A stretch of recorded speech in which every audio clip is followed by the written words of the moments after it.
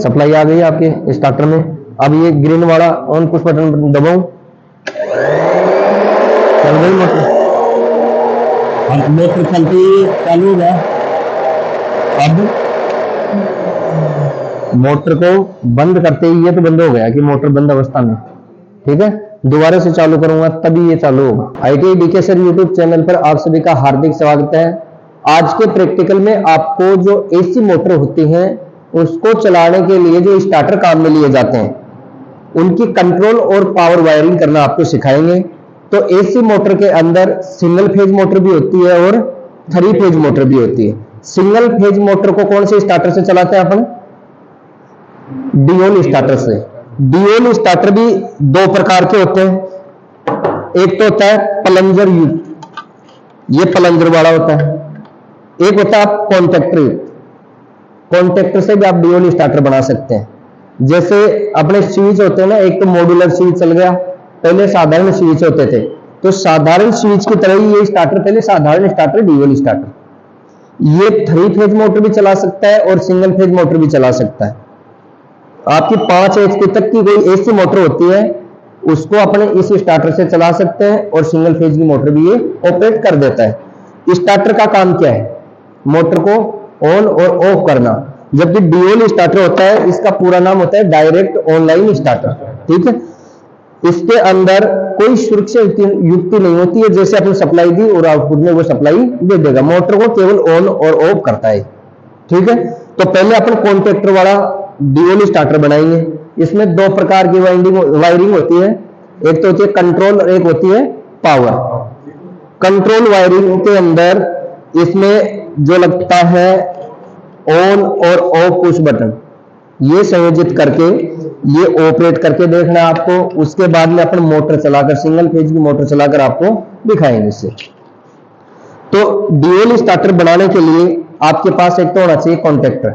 अगर single phase की motor आप चला रहे हो तो सिंगल फेज सप्लाई की रेंज होती है 240 वोल्ट, तो 240 वोल्ट तक की है कॉन्टैक्टर मिलेगा आपको। एक होता है 3 फेज मोटर चलाने के लिए भी कॉन्टैक्टर अपन डियोल बना सकते हैं। इसके लिए आपको 3 फेज रेंज 440 वोल्ट का कॉन्टैक्टर लेना है। साथ में मोटर को ऑन करने के लिए आपके पास होना चाहिए ऑन पुश बटन। ऑफ करने के लिए क्या होना चाहिए? Of push button. एक होता है ओवरलोड रिले। मोटर कारणवश कोई ओवरलोड हो जाती है, उससे बचने के लिए ये हो जाती है, ये क्या लगाते हैं इसमें? ओवरलोड। और अपने पास जो सामान और है ये है टाइमर रिले।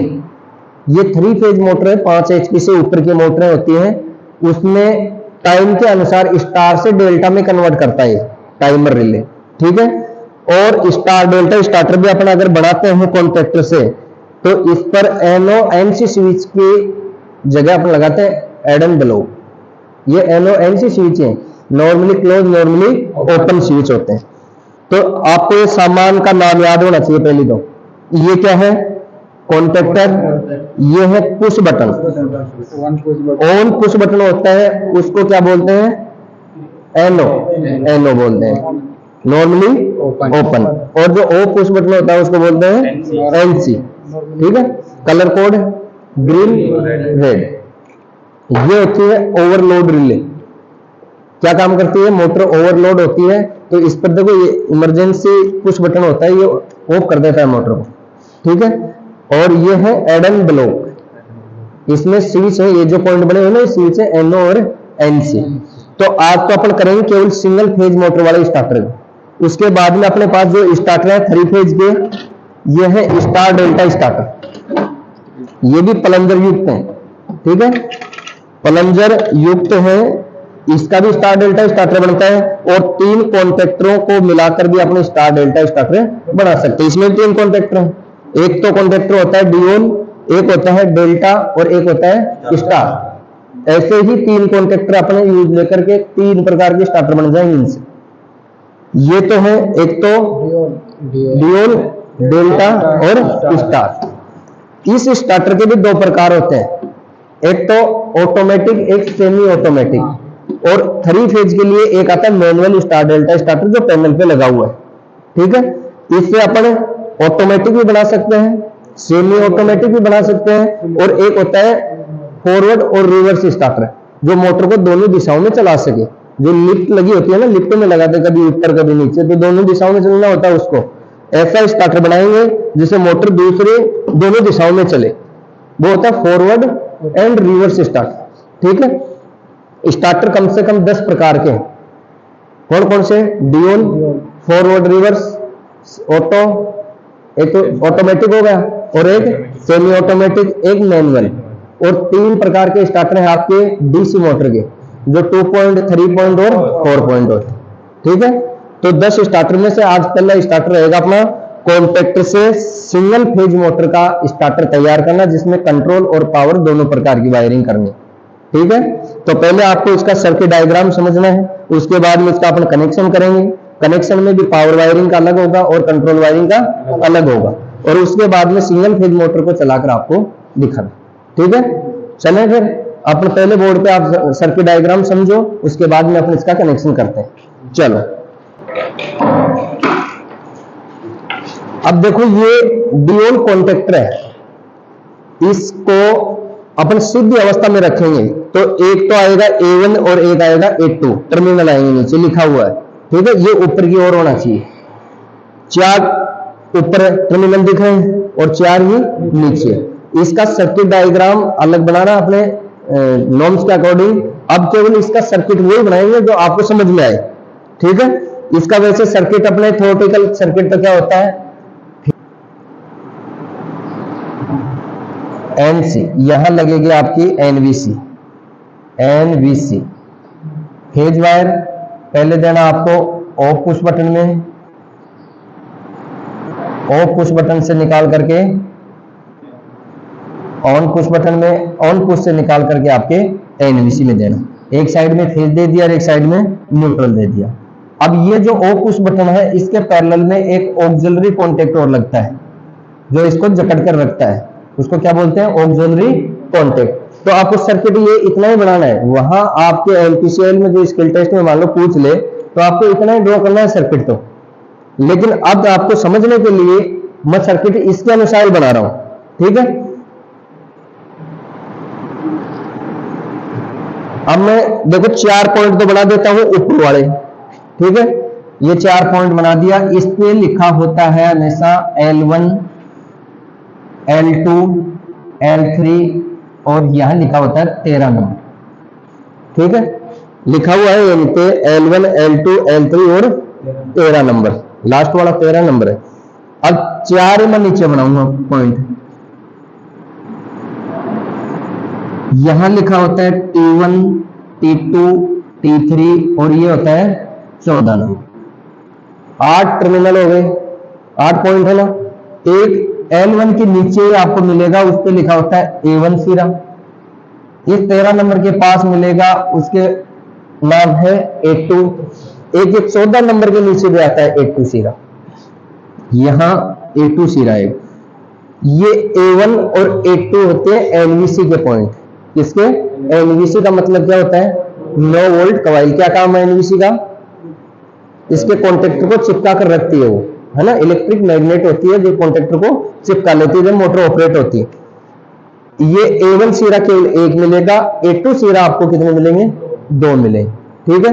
तो ये 3 फेज के लिए भी काम में आ जाएगा और सिंगल फेज के, लेकिन वोल्टेज रेंज आपकी सिंगल फेज की अलग रहेगी, 3 फेज की अलग रहेगी। इतना समझ में आ गया ना पॉइंट। अब देखो आपके पास 2 स्विच होने चाहिए, एक तो ऑफ पुश बटन और एक ऑन। भाई ऑन ऑफ भी तो करोगे ना, तो मैं यहां लगा देता हूं एक स्विच तो ऑफ। ऑफ पुश बटन का क्या होता है? एनसी। ये सिंबल ऐसे बनेगा, इसका नीचे की तरफ दोनों कौन से टच रहेगा, हमेशा ऑन स्थिति में रहता है। इसको दबाएंगे तब ये खुलेगा, तब मोटर क्या होगी? बंद होगी। ऐसे ही एक अपन बना देते हैं ऑन पुश बटन, इसका सिंबल ये रहता है, ये ओपन रहेगा। इसको क्या बोलेंगे? एनओ। एनओ और एनसी, ये है इसका स्टेचर। अब इसका कनेक्शन करना है, पहले करेंगे control wiring. Control wiring single phase motor चलाओगे तो एक होना चाहिए फेज, एक होना चाहिए न्यूट्रल। ठीक है। अब मैं एक तो लगा देता हूं यहां न्यूट्रल वायर और एक ले लेता हूं फेज वायर। L1 सिरे में आप दे दो न्यूट्रल वायर, ठीक है। यहां L1 से निकाल करके A1 को कनेक्ट कर दो, कर दिया। NVC को एक वायर सीधा पहुंच गया।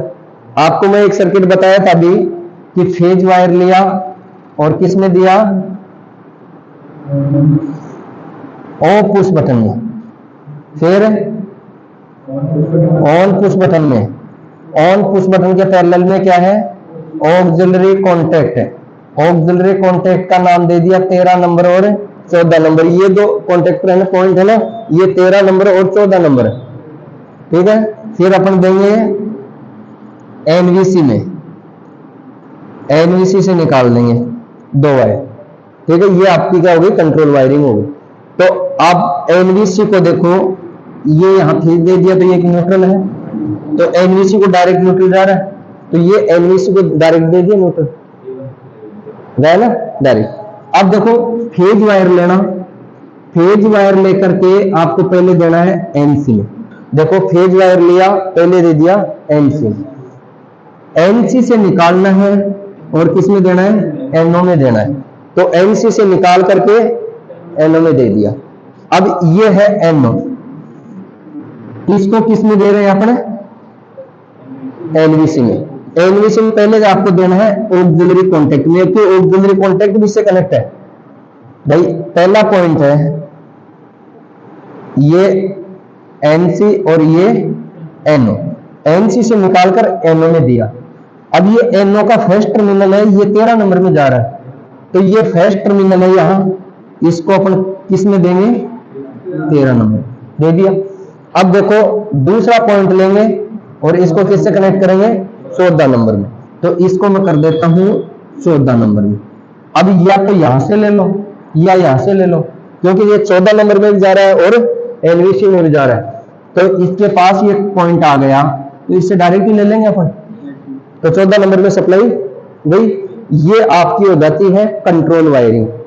ये सर्किट आपको वहां एग्जाम में बनाना है, ये केवल समझाने के लिए बना रहा हूं। ये आपका सर्किट ऐसे बनाओगे तो भी गलत नहीं है, बाकी ये छोटा है बिल्कुल, A1 A2 सीधा सा सिस्टम है, ठीक है। अब देखो एक नंबर L1 में L2 में आपने फेज न्यूट्रल दिया, तो T1 और T2 से आप फेज न्यूट्रल निकाल लो, ये आपको मोटर में कनेक्ट करने, ठीक है। आप मान लो सिंगल फेज मोटर है, तो सिंगल फेज मोटर को एक फेज देना है और एक न्यूट्रल देना है। ये सिंगल फेज मोटर आपकी ऐसी मोटर अंदर रखी हुई है, ठीक है। इसको दो वायर देने हैं, एक तो फेज का और एक न्यूट्रल का, तो फेज को फेज से कनेक्ट कर दो, न्यूट्रल से न्यूट्रल। अब ऑन पुश बटन दबाओगे तो ये मोटर ऑपरेट हो जाएगी, ऑफ दबाओगे तो मोटर ऑफ हो जाएगी। आगे बात समझ में। अब देखो इंडिकेटर भी लगाना चाहिए इसमें, इंडिकेटर भी लगवा लेते हैं। इंडिकेटर जानते हो ना कि लाइट आ रही है, सप्लाई आ रही है, वो भी इंडिकेट करना चाहिए, मोटर चल रही है नहीं चल रही है वो भी इंडिकेट होना चाहिए। अगर सप्लाई की आपको चेक करना है कि सप्लाई आ रही है नहीं आ रही है, तो वो तो कोई भी फेज न्यूट्रल L1 और L2 ले लो, कहीं भी लगा दो, L1 और L2 के बीच में क्या लगा दिया, इंडिकेटर। तो लाइट जैसे आएगी तो पता लग जाएगा कि लाइट आ रही है, सप्लाई आ रही है। और ये A2 और A1 इन दोनों के बीच में आप लगा देना, यहां से ये A1 ले लेना और एक A2 ले लेना, इन दोनों के बीच में एक इंडिकेटर लगाओगे तो आपको ये पता लग जाएगा कि मोटर चालू है या बंद। चालू रहेगी तो ये इंडिकेटर जल जाएगा, नहीं जलेगा, ठीक है। मोटर को ऑन ऑफ स्थिति देखने के लिए A1 और A2 के साथ इंडिकेटर लगाना है, और मोटर के साथ जो सप्लाई को आप देखना है तो N और P न्यूट्रल और फेज के बीच में लगा दें, ठीक है। अब अपन करें कनेक्शन। आपके पास कॉन्ट्रैक्टर भी है, NO NC भी है, दो इंडिकेटर और ले लो और वायर, ठीक है। चलो हाँ, इसके दो टर्मिनल निकाल दिए।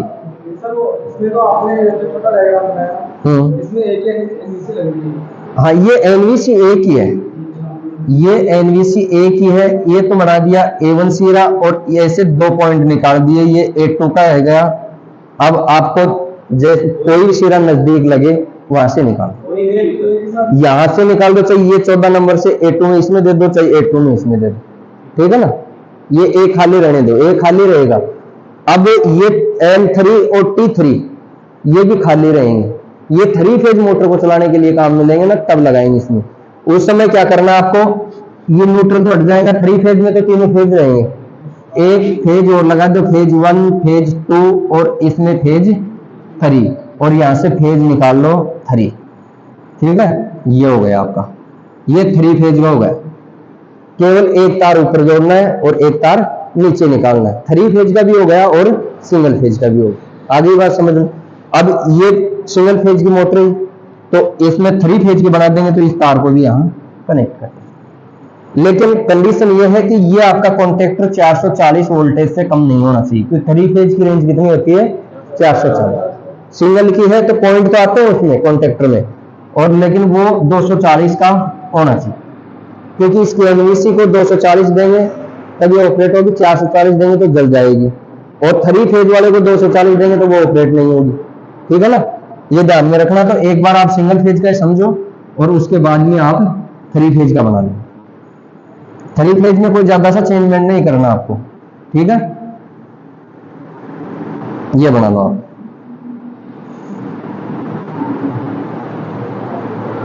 ये सर्किट उतारो और उसके बाद में अपन करते हैं कनेक्शन। कंट्रोल सर्किट है। हाँ, ये सारे, ये तो पावर का हो गया। पावर का मतलब ये पावर का ही दोनों आ गए इसके अंदर। हाँ, ये पावर हो गई, मोटर के वायर जुड़ गए ना, वो पावर वायरिंग में आ गया, और ऑन ऑफ कर रहे हैं अपन, वो आ गया कंट्रोल में, ठीक है। ये इंडिकेटर का है, ये दो इंडिकेटर है ना, ये यहां इसमें सप्लाई लगेगी L2 सीरियल, यहां लगा दो इसको, और यहां से निकाल करके लगाना है, ठीक है।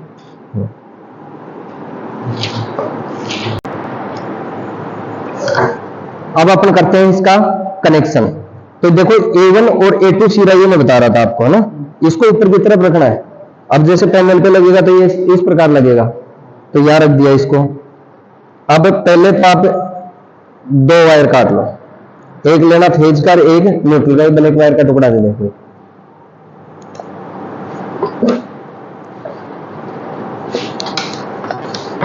एक तो ले लेता हूं मैं रेड कलर का तो फेज का, और ब्लैक कलर वाला न्यूट्रल का।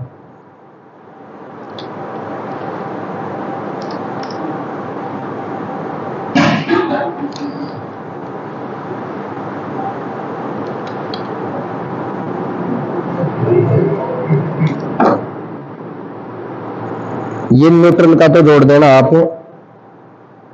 L1 में। L1 का टर्मिनल ये,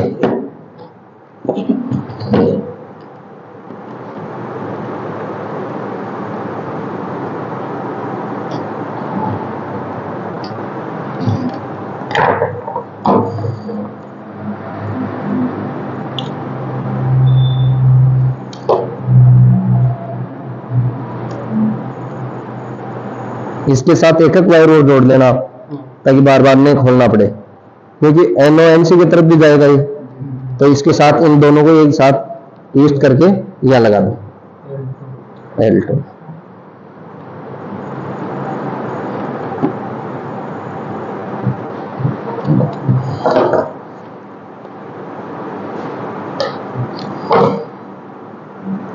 अब ये जो ब्लैक कलर वाला है ये न्यूट्रल का है, तो न्यूट्रल का वायर यहां से निकाल करके किसको देना है, A1 में। A1 में दे रहे हैं, A1 में दे देना।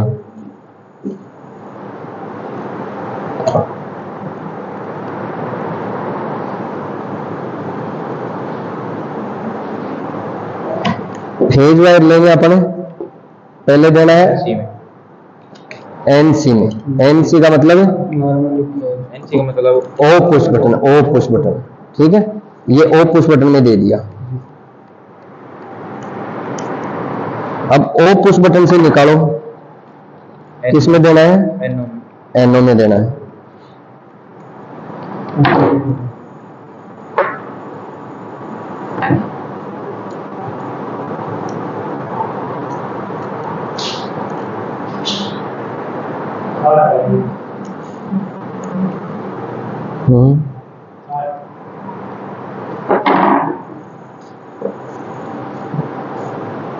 ठोक दे। फेज वायर कहां देना है? ऑफ पुश में, ऑफ पुश से निकाल करके ऑन पुश में। अब ऑन पुश से भी दो वायर निकालने हैं आपको, फर्स्ट पॉइंट से और सेकंड पॉइंट से। अब मैं दो वायर और निकाल लेता हूं।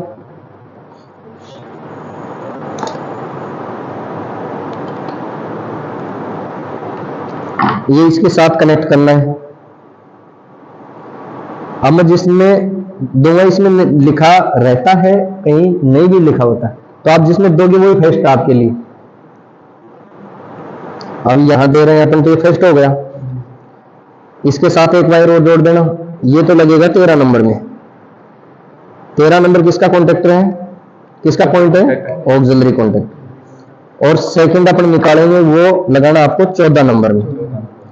अब 14 नंबर के साथ भी एक वायर और जोड़ देना, जो A2 के साथ लगा देना।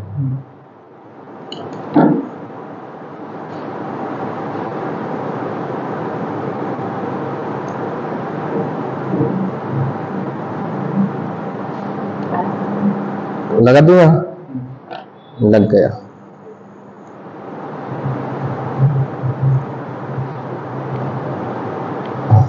ठीक है। अब एक तो लगेगा 13 नंबर में, एक लगेगा 14 नंबर। फर्स्ट वाला 13 में, सेकंड वाला 14 में।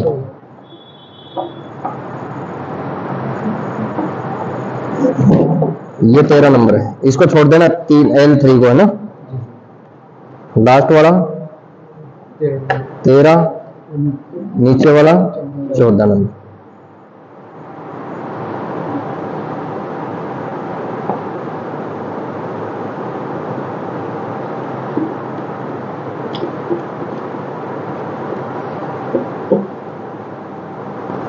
ठीक है। यही एक वायर में यहां से जोड़ दिया, और ये लगा देना आप A2 में। यहां नहीं जोड़ो तो यहाँ 14 नंबर से लगा देना, A2 में निकाल देना।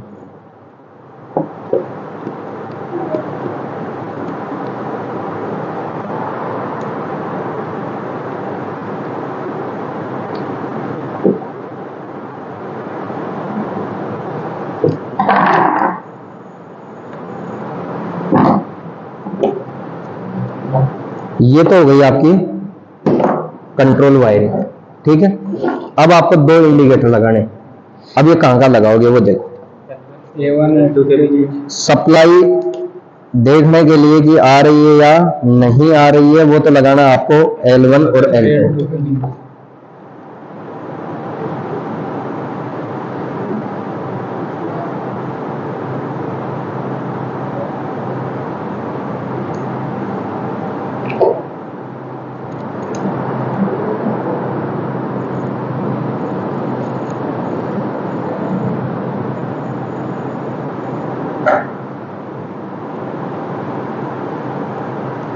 इंडिकेटर में हमेशा फेज और न्यूट्रल देना है।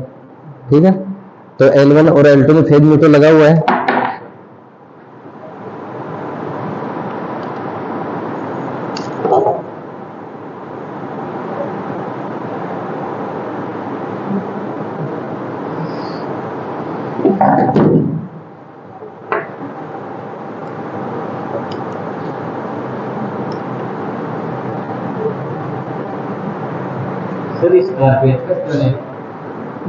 स्टार पेचकस तो यारो मिला के गंदे जाओ, डब्बा में मिला हुआ था, वो डब्बा है ना योरी।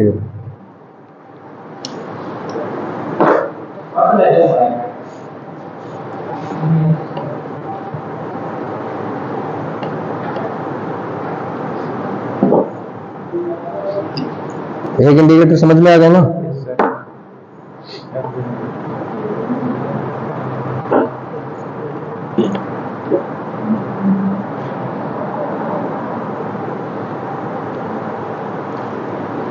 अब दूसरा इंडिकेटर और ले लो, A1 और A2 में लगा दो।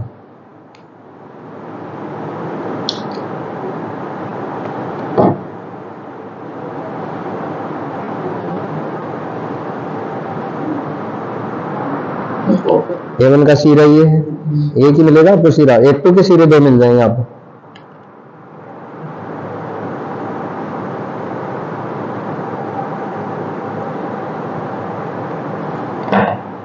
A2 से ये ले लो अब काम में, है ना, नीचे बार बार खोलने की, तो ये फ्री है पॉइंट।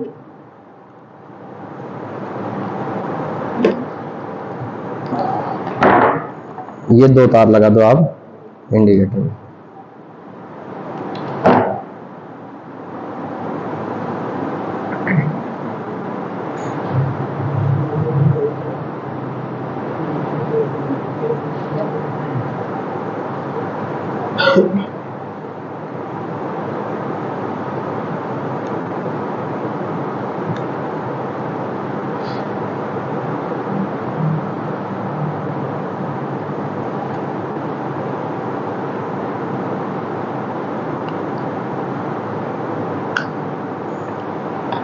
ठीक है, अब अपने इसको करेंगे चेक, अपना स्टार्टर काम कर रहा है या नहीं कर रहा है। तो मोटर की जगह अपन कोई भी लोड लगा देंगे, जैसे बल्ब लगा देंगे एक बार, उसके बाद में अपना मोटर लगा कर भी चेक कर लेंगे इसको। तो एक बल्ब ले आओ, एक सप्लाई का बोर्ड भी ले आओ। ये लोड लगाना है आपको L1 L2 के बाद में, ये आउटपुट में T1 T2 में।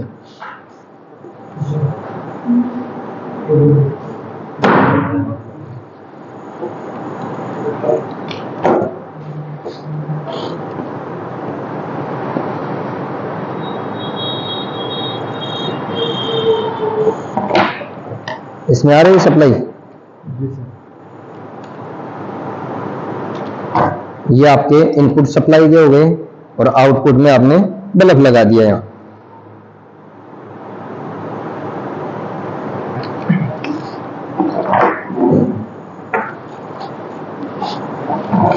करें इसको चेक।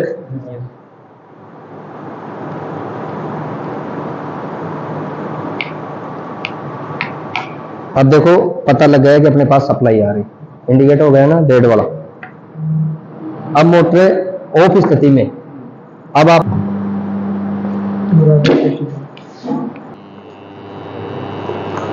अब आपका स्टार्टर ओके है, रेडी हो गया ना।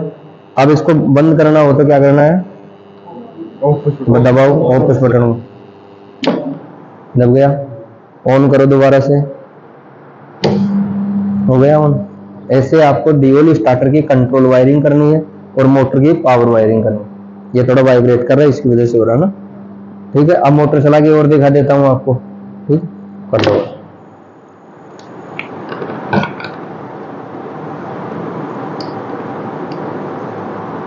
चलो ये बोर्ड ले आओ, वहां स्टार्टर लेके। आपके पास कौन सी मोटर है, सिंगल फेज यूनिवर्सल मोटर।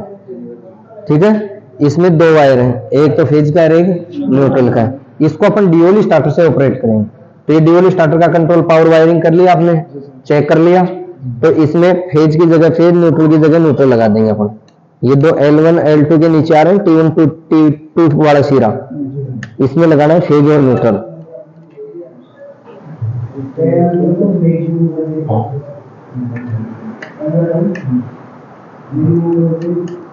ठीक है, ये आपका इंडिकेटर क्या होगा, जब मोटर चलेगी तब इंडिकेट करेगा। ये इंडिकेटर सप्लाई चेक करेगा। ये है आपका ऑफ पुश बटन, ये है ऑन। अब इसको सप्लाई से कनेक्ट करो, सप्लाई आ गई आपके स्टार्टर में। अब ये ग्रीन वाला ऑन पुश बटन दबाऊं, चल गई मोटर। अब मोटर चलती चालू हो गया। अब मोटर को बंद करते ही ये तो बंद हो गया कि मोटर बंद अवस्था में। ठीक है, दोबारा से चालू करूंगा तभी ये चालू होगा। हो गई चालू। तो इस प्रकार आपको ड्यूल स्टार्टर से सिंगल फेज मोटर की कंट्रोल और पावर वायरिंग करनी है।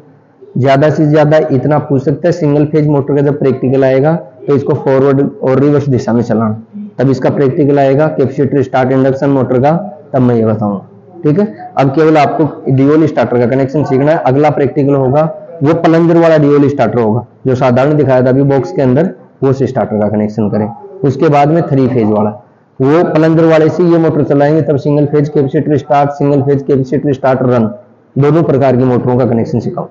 ठीक है, तो ये आपको समझ में आ गया। Thank you.